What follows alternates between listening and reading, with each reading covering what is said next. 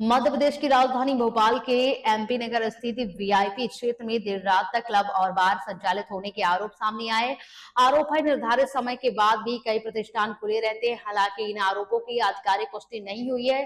भोपाल के एमपी नगर स्थित वीआईपी क्षेत्र में कुछ क्लब और बार के निर्धारित समय के बाद भी खुले रहने के आरोप लगाए जा रहे हैं। स्थानीय लोगों का कहना है कि देर रात यहाँ पार्टियां और गतिविधियां चलती रहती हैं, जिससे नियमों के पालन को लेकर सवाल उठ रहे हैं। गौरतलब है कि भोपाल पुलिस कमिश्नर द्वारा पूर्व में बार और क्लब संचालकों के साथ बैठक कर निर्धारित समय के बाद संचालन नहीं करने और नियमों का पालन सुनिश्चित करने के निर्देश दिए गए। इसके बावजूद कुछ प्रतिष्ठानों में देर रात तक गतिविधियां जारी करने के आरोप लगाए गए और इन दावों के बीच यह सवाल भी उठ रहा है कि संबंधित थाना पुलिस और आबकारी विभाग द्वारा नियमों के पालन की निगरानी किस प्रकार और कैसे की जा रही है। हालांकि इस मामले में पुलिस आबकारी विभाग या फिर संबंधित क्लब संचालकों की ओर से कोई आधिकारिक प्रतिक्रिया सामने नहीं आई है।